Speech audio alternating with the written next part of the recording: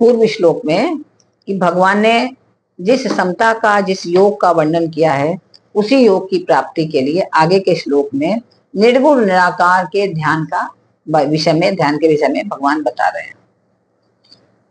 अब हम लोग छठे अध्याय के 24वें श्लोक में प्रवेश कर रहे हैं। संकल्प प्रभवान कामास्त्यक्त्वा सर्वान् शेषतः मनसैवेन्द्रियग्रामं विनियम्य समन्ततः। संकल्प प्रभावान कामास्त्यक्त्वा सर्वान् शेषतः। जो सांसारिक वस्तु है, व्यक्ति है, पदार्थ है, देश काल, घटना, परिस्थिति आदि को लेकर मन में जो तरह तरह की स्फुरनाएं होती रहती हैं। आप देखो, कभी भी बैठो, कुछ भी करो, तो कभी किसी देश को लेकर के, लोग आजकल राजनीति में लगे रहते हैं, तो राजनीति की बातें मन में आपके आ जाएगी कि अरे उसने ऐसा क्यों बोला, इसने ऐसा क्यों कहा। तो विभिन्न स्फुरनाएं आपके मन में आती रहती है, शुभ या अशुभ, है ना। तो उसमें क्या होता है कि उन स्फुरनाएं, जैसे बहुत से विचार आ रहे हैं, स्फुरना मतलब अलग अलग तरह के विचार, छोटे छोटे, जैसे समुद्र में क्या होता है, लहरें ऐसे ऐसे उत्पन्न हो रही हैं और खत्म हो रही है, ऐसे हमारे मन में बहुत सारे भाव उत्पन्न होते रहते हैं, उसको हम बोलते हैं स्फुरना। तो बहुत सारे भाव उत्पन्न हो रहे हैं और बहुत सारे भाव समाप्त भी हो रहे हैं। तो उनमें से क्या होता है, उन स्फुरनाओं में से जिस स्फुरना में प्रियता, सुंदरता, आकर्षण या हमारी आवश्यकता दिखती है, तो वह स्फुरना क्या होती है, हमारे संकल्प बन जाती है। जैसे आपको कोई चीज, कोई ऐसी भावना आई कि अरे हाँ वहां गए थे तो वो बड़ी अच्छी चीज थी, अब हम भी खरीदेंगे ऐसी चीज, होता है ना वैसे। तो अब आपका संकल्प मिल जाता है कि अब मेरे को ये चीज खरीदनी ही है ना। ऐसे ही जिस स्फुरना में व्यक्ति, वस्तु या कोई ऐसी चीज मिल जाए, दिखने लगे, याद आने लगे कि जो बहुत खराब था आपके लिए, या आपके लिए अशुभ था, या आपके लिए अशोभनीय वचन कहा, जो ऐसा वचन नहीं कहना चाहिए ऐसा बोल दिया आपको, तो क्या होगा, इसके विपरीत भाव पैदा हो जाएगा कि वो स्फुरना भी संकल्प बन जाएगी आपकी कि मैं तो इससे बदला लूंगी जरूर, जब वो भी मेरे आएगा ना तो मैं उसके संग ऐसा करूँ। ऐसा मनुष्य के मन में, ऐसा जीव के मन में ऐसा आने लगता है।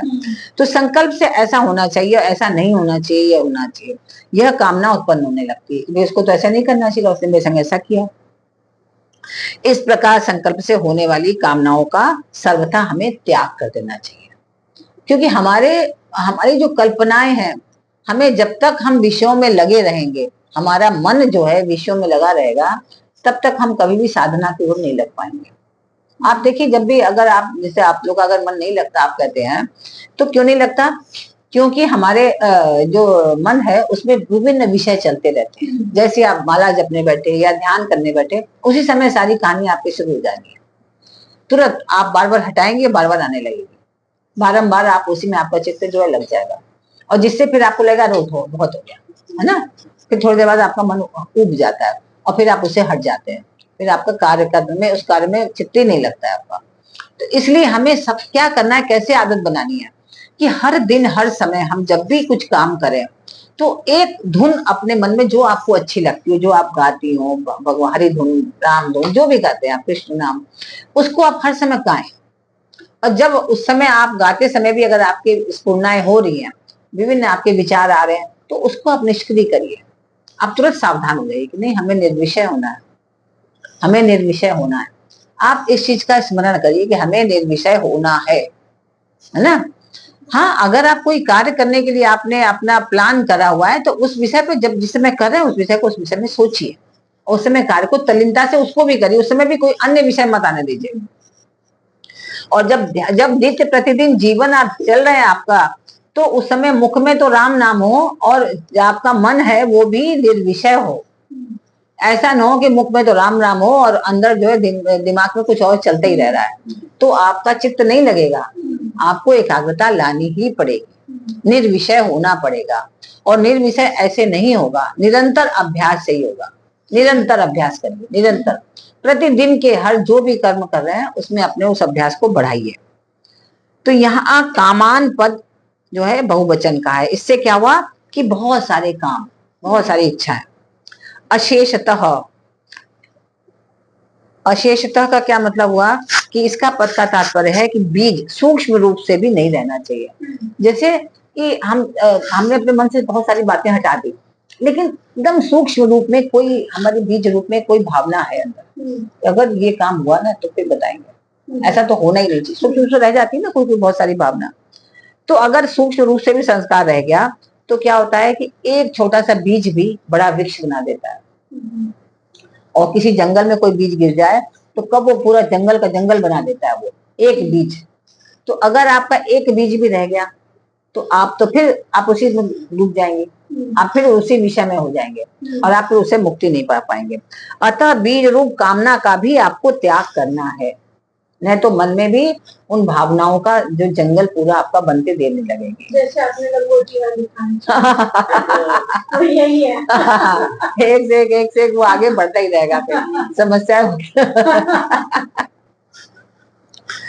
तो बीज रूप कामना का भी हमें त्याग कर देना चाहिए। बीज रूप से भी न रहे, सोचो अरे इतनी सी तो चलता है, नहीं नहीं चलता नहीं, बिल्कुल नहीं चलता है, बिल्कुल एकदम निर्विषय, एक भी विषय मन में चित्त में ना हो हमारे, और निर्विषय होकर हम अपने कार्य में चित्त लगे, योग में लगे।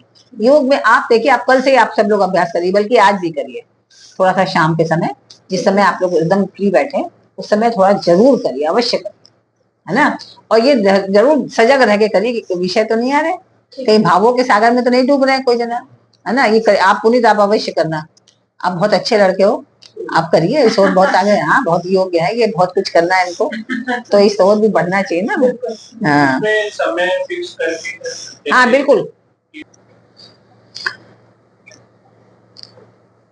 जिन इंद्रियों से हम शब्द स्पर्श रूप रस और गंध इन विषयों का अनुभव होता है हमें, है ना, जिन इंद्रियों से वो भोग होता है, उन इंद्रियों के समूह का मन के द्वारा अच्छी तरह से नियमन कर लें, क्योंकि ये इंद्रियां क्या करती, सब चीज भोग रही हैं और मन उसको उत्तेजित करता रहता है भोगने के लिए, है ना। अरे उसमें बड़ा अच्छा रस मिलता है, जाओ जाओ जाओ जाओ खा के देखो, टेस्ट करके देखो। आपने सोचा कि नहीं आज मैं नहीं खाऊंगी, लेकिन मन आपको इतना प्रेरित करेगा, इतना प्रेरित उत्तेजित कर देगा आपको कि आप बाध्य होकर के जाके खा ही लेंगे, चलो टेस्ट तो कर ही ले, है ना। मैं तो पक्का खा लूंगी। नहीं नहीं, तो वो अलग अलग विषयों की रुचि की बात है ना, आपकी इसमें रुचि आप उसमें खा लेंगे, किसी और में रुचि कोई और कर लेगा, तो रुकेगा नहीं वो। तो उन इंद्रियों के समूह का मन के द्वारा अच्छी तरह से नियमन पहले करना पड़ेगा, मन को उधर जाने न दे, इंद्रियों को उत्तेजित न करने दे, ये आपको ध्यान रखना है। अर्थात मन से इंद्रियों को उनके अपने अपने विषयों से हटा लें, कि जैसे कान कहेगा नहीं आज तो ये भजन सुन के ही रहेंगे, या आज ये राजनीतिक चर्चा होने वाली है, छोड़ो सब काम, ध्यान व्यान योग सब छोड़ो, अभी तो देखो मोदी जी बोलने वाले, पहले वो सुन ले हम। तो कान से बोलो कि नहीं अभी वो बाद में सुनेंगे, पहले ये करो। तो हमें मन जो है वो तो भेजेगा बार बार, मन कहेगा अरे अभी तो ये बहुत अच्छी चर्चा होने वाली है, सुनना ही है, नहीं मन से बोलो नहीं। इंद्रियों को उधर इंद्रियों को उत्तेजित मन ही करता है, बारंबार बारंबार मन ही करता है, मानता ही नहीं, बार बार परेशान करता है। समन्ततः, समन्ततः का मन है कि मन से शब्द स्पर्श आदि विषयों का चिंतन न हो, क्योंकि मन ही बार बार उधर ले जाता है, हमें बार बार उन विषयों का चिंतन करता है, और सांसारिक मान बढ़ाई आराम आदि की तरफ किंचन मात्र भी खिंचाव ना हो। तो बार बार हम लोग का इसी की तरफ तो खिंचाव होता है, चलो बहुत थके जाके आराम से चल के सोएंगे, अब छोड़ो सब जो काम काज है बाद में देखेंगे, होता है ना ऐसा। तो हमें नहीं, उधर खिंचाव नहीं होना चाहिए हमें।